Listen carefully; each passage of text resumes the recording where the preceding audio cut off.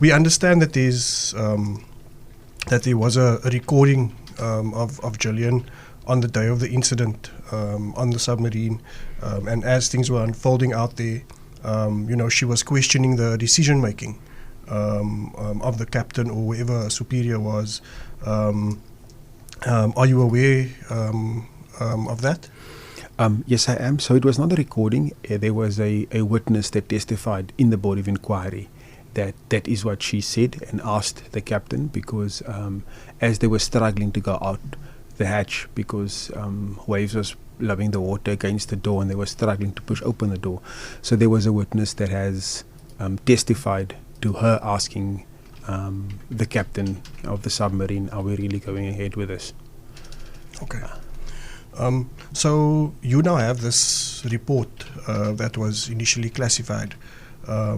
We understand, that the report was classified for the Navy to hide, the truth from the public about what actually happened there. Could you take us through the process of how you came to get your hands on that report?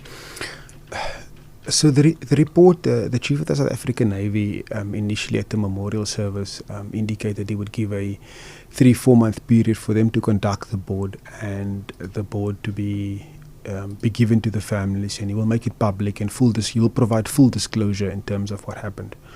I happened to have met with the Chief of the Navy the day after he received the report. I only found that out later, but he did not say anything about the report. It was anything that he received it, nor was he willing to disclose it. Me and my legal team had to go through 2 years of writing letters to them requesting for it. We then proceeded to do an application to the Privilege to Information Act, being impacted directly as my wife, to gain access to the board of the inquiry. I even embarked on an 800-kilometer cycling journey to create awareness for my campaign to do that, which I've received a lot of support from. And only after that application through the Privilege to Information Act and the pressure that was put on them by the Hawks, because the Hawks then launched their criminal investigation. The inquest started with the local SAPs, but the local SAPs received zero participation or compliance from the Navy, contrary to what the Navy has put out in public, saying that they are trying to be fully compliant, but the local SAPs, which is Ocean View SAPs closest to Kommetjie, received zero cooperation. It was because of that the matter was escalated to the Priority Crimes Investigative Unit, being the Hawks. And with the pressure of the Hawks, the pressure of my application to the Privilege to Information Act, only then the Navy's hand was forced to hand over the documentation. They handed over a undisclosed, unretracted one to the Hawks, and the retracted version to me. However, due to a lot of other documentation that I have in my wife's laptop and the work, the retracting exercise wasn't very helpful, because I could read the retracted versions based on the other documentation that I had names and positions and where people were placed. Made the document basically an unretracted document to me. Okay. So what's next for you now that you have this report? Are you going to take any legal action, and how does that process look? My plight from the start has always been for this was not an accident. This could have been prevented, and the people responsible to be held accountable. The sad part about the legal system is that the part of the accountability and having people take responsibility for what happened is a criminal investigation side, which is currently with the Hawks, because it's an inquest. It's the state against the individual that have omitted to act when he was supposed to act. And the part that I only have control over is the civil part, which is a civil claim of negligence against the Navy and the Department of Defence for various neglecting of certain safety equipment, certain regulations that needed to be followed, and certain omissions that was taken. So that will take place from my side. Will be a civil claim of negligence against the state. But my focus, as I am here now, is still to support the Hawks 100%, so that the inquest and the culpable homicide case be given as much attention as it can, so that people can be held accountable, so that future families that encounter what I encounter will have a precedence whereby they will have grounds to say, but okay, no, this and this and this should have not happened, and we have grounds to take legal action myself. That's the only way that we will stop this from reoccurring. They have been lucky to taken so long before loss of life has occurred as a result of the various forms of negligence. And the only way that the negligence will stop is if somebody is held accountable. Not if I receive a civil claim, remuneration payout or anything. Nothing will change there. That will only happen if the criminal side and the accountability takes place. Then future families and future people within the organization will be able to feel protected and feel safe to do their work. I hear you. So, like you said, we understand the Hawks are also busy with their own culpable homicide investigation into the incident. How are you assisting them with that process? The Hawks is a very closed environment which we do not have access to. I was interviewed by them once as being the spouse of the member and being in the Navy myself, and I always use these platforms to reach out to them to say, if you need something, if something is unclear to you, approach me, talk to me. Both myself as an expert, being in the Navy, a senior officer in the Navy, as well as my legal counsel, being a retired military judge. We do have the expertise and the knowledge to make sense of the stuff that you have in front of you, because naval terminology and naval explanations sounds different, because a Hawks investigator is not necessarily served within the Navy, so it is sometimes very difficult to interpret what is said or how it's supposed to be, and I always use these platforms to reach out to them to say, use me, use us. My legal team is available for you if you need anything. If the Department of Public Prosecution needs their assistance, we are there for counsel. We are there to advise in order to ensure a successful prosecution. We are 200% certain there is a successful prosecution for culpable homicide, both in my legal team, me and my legal team. However, the Hawks needs to present it to the Department of Public Prosecution, and we want to assist them in that case. So this case of culpable homicide, who exactly is it against? It would be against a person who omitted to act when he was supposed to. At the moment, all fingers point to the person that was in charge of the submarine, the captain of the submarine. Because the moment you leave harbour, you are in control of the submarine. You are in command, and you are entrusted with the lives of everybody that serves below you. He would be the person that had the highest say. He had the person, the final, to say, go ahead, do not go ahead. And that is what we want to interrogate in this investigation, and that's what we want to find out, because where we're sitting from, the final say sat with the captain of the submarine. Yes, and so the report we've seen some of those details come out in the media of what the report actually says the captain did or didn't do. Can you take us through some of those details as to what exactly on the day that captain did or didn't do that endangered the lives of his crew? In the article that was published, we mentioned a few items. The full Board of Inquiry is about 1,450 pages, 1,500 pages long, and we highlighted a selective few, but there's many, many more.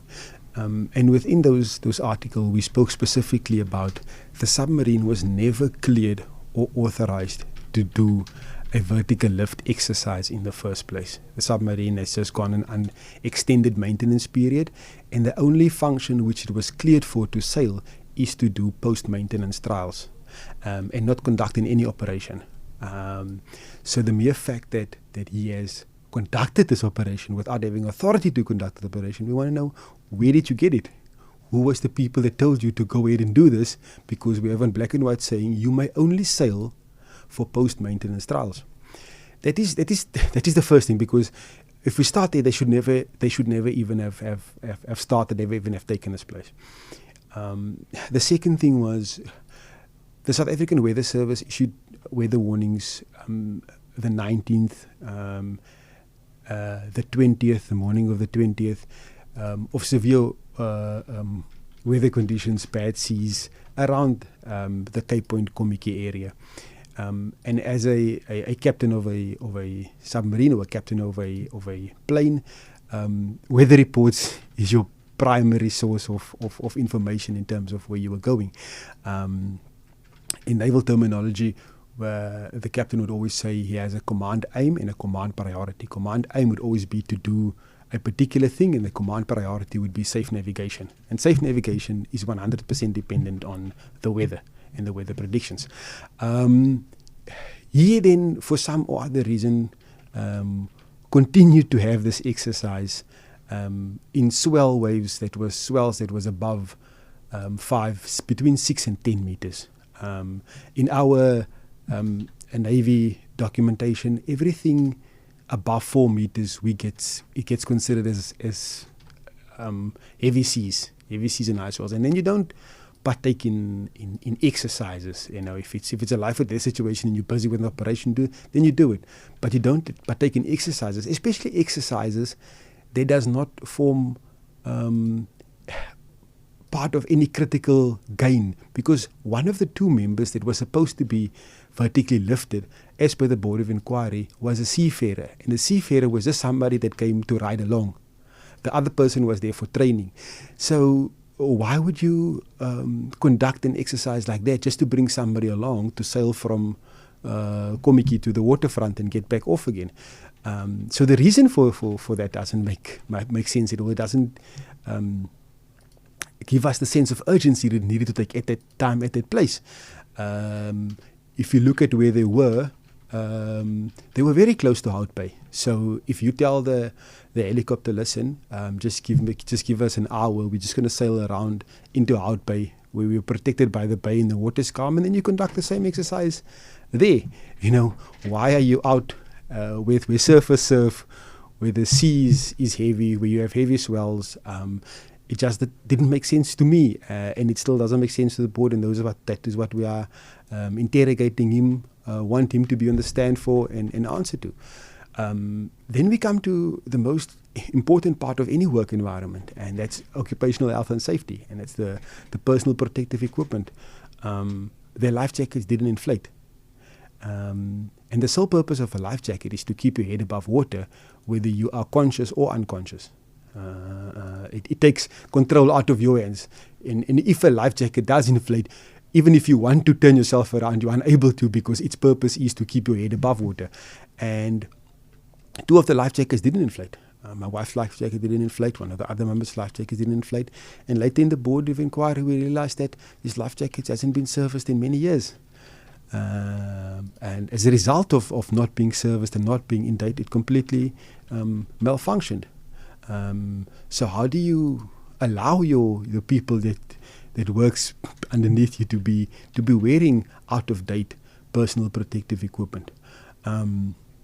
That's three of the main concerns that we have about what happened on that day, and there's many more. And if I sit here, there's about 12 charges that was recommended against the captain of the submarine.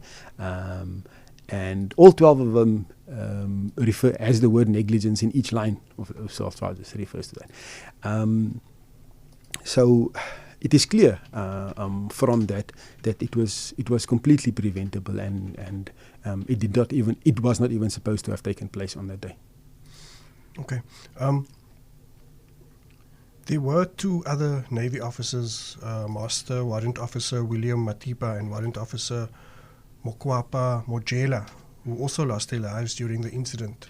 Have you shared the findings of that report with them? Me and Mrs. Mojela have a very close relationship, and we talk from time to time. And I've made it clear to them that 2 years ago that this is a very dangerous journey that I'm embarking on, because I am effectively taking on the state, and these people have endless resources to squash me at any given point in time. And I do not want to be feel responsible for dragging them along in this journey. I cannot unknow what I know because I work in the Navy. They do not. They have a different path to finding closure. They have a different path to finding peace for what happened.